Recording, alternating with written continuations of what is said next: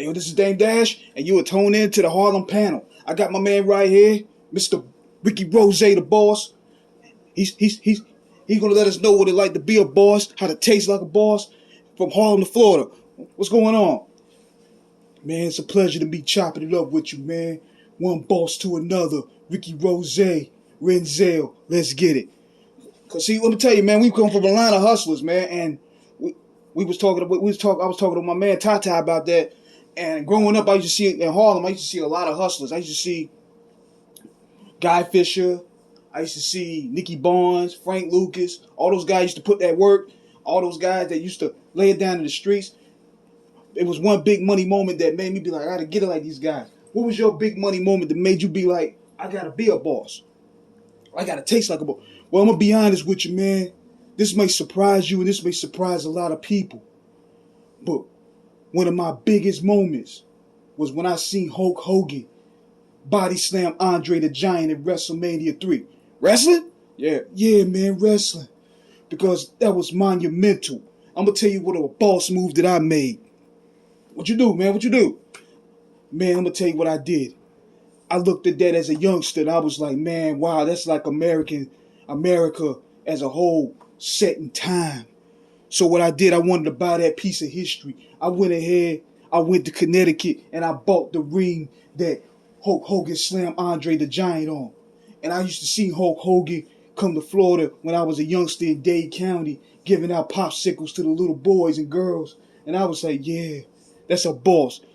That's a real life boss right there. So let me get this right. So you met Ric Flair. And Ric Flair came to Harlem, and Ric Flair came to Florida. Man, let me tell you something about Ric Flair, man. Ric Flair is everything that he say he is, man. Ric Flair be wearing them real diamonds. You know how a lot of these niggas, they be wearing them fake diamonds. Man, when I met Ric Flair, he had the real diamonds.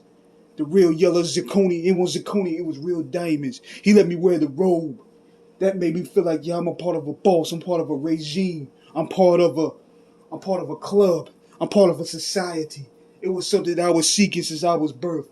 Cause you know us being Harlem, we seek a lot of these things, and I had to find out another thing. Like one of the biggest purchases that I made was when I bought a boat, when I bought a yacht, and I parked it outside of Brooklyn, and niggas got mad, because we came through. It was me, Cam, and Jim. We came through and we parked that yacht outside of the block. So what did you do, man? Let me tell you what I bought, man. What you do, nigga? I'll tell you what I bought. I went ahead and bought me a diamond-studded fishing rod. So anytime when I go fishing, I feel like I'm searching for diamonds. Diamonds. You mean the yellow? You mean the yellow zirconia? No. I'm talking about them blood diamonds. The blood diamonds that Leo DiCaprio had when he was shooting that movie in 2006. Because that was a historical moment enough. Why was it historic? Keep it funky, nigga. Because, man, that same day that I dropped Port of Miami, he dropped Blood Diamonds. That movie. And it changed my life. Because, you got to keep it funky, man. We from Harlem. You from Florida. We seen a lot of hustlers. We seen a lot of people get killed. We seen a lot of people go to jail. But you keep it funky, nigga. And that's what I respect about your gangster. Because, it's rare in between right now. Unlike the other dude that you used to deal with. So, what you got going on now? Like, who's on your intro? Let me tell you this, man. It's going to bug you out, Dane, who I got on the intro of this album, man. Because this is going to be the last album that I drop before I make that investment in Wingstop. Who you got? I got Warren Buffett. Oh, shit. Warren Buffett? Yeah, I got the Warren Buffett. He's going to do my intro for this album. Because, see, I rub elbows with billionaires now. When I made that investment in Wingstop, it changed my platform. It changed my platform. Because I seen how you used to do it also, Dane. You was rubbing elbows. You was screaming at the same people that I do business with. That's a boss. That's a boss. We don't get cream of wheat here. We get big bread. I don't know what you're doing. I don't know where you're going with that. But at the same time, I ain't just screaming at them for Jay. Because, people don't understand the levels of being a boss. Like, you got to wake up every day. You got to tell people you're a boss.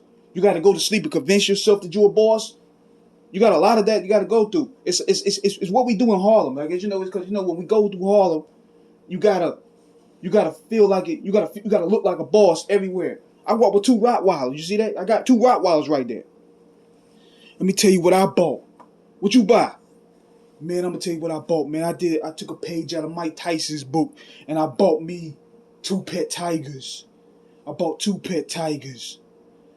2 pet tigers. One called Liberace, one called Versace. And they're very dangerous but deadly. So yeah, that's Ricky Rose and Dame Dash and the Boss Chronicles.